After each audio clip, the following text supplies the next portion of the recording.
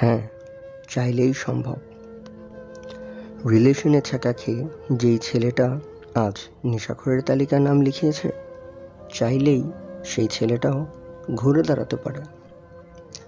হৃদয় ভাঙার যন্ত্রণায় যেই মেয়েটা রাতের পর রাত বালিশ ভিজিয়ে চোখ ফোলাচ্ছে, চাইলেই সেই মেয়েটিও ঘুরে দাঁড়াতে পারে।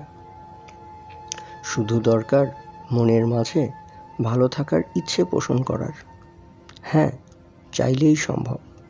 আমরা চাইলেই ভালো থাকতে পারি। ছেলেটি আজ কার জন্য নেশা করছে? এমন একজন মানুষের জন্যে যে কিনা তাকে ভালোই বাসে না।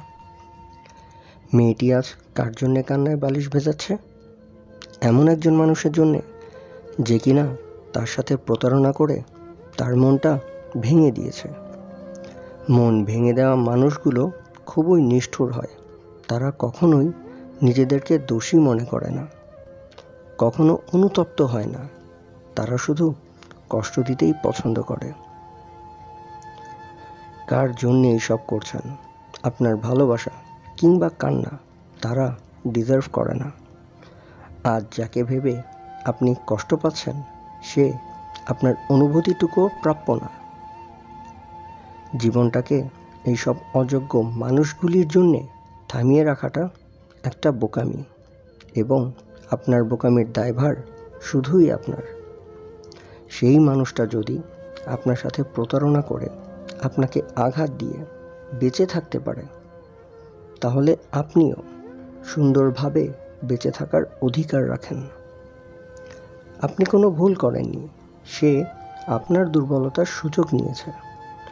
দোষটা তার ছিল, শাস্তিও তাকেই পেতে হবে।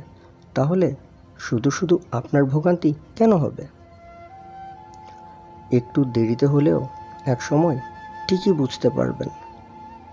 রাতের বেলা কান্নায় বালিশ ভিজিয়ে চোখ ফোলানোটা একটা ড্রামাটিক পর্যায়ে বোকামি ছাড়া আর কিছুই ছিল না। নিজের জীবনটাকে মান নির্ণয় করতে শিখুন। আপনি মান নির্ণয় না করলে কেউ এসে আপনাকে মূল্য শেখাবে না।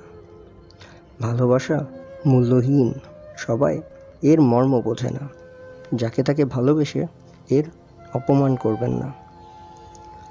তাকেই ভালোবাসুন যে ভালোবাসার মানে বোঝে, এর কদর করতে জানে।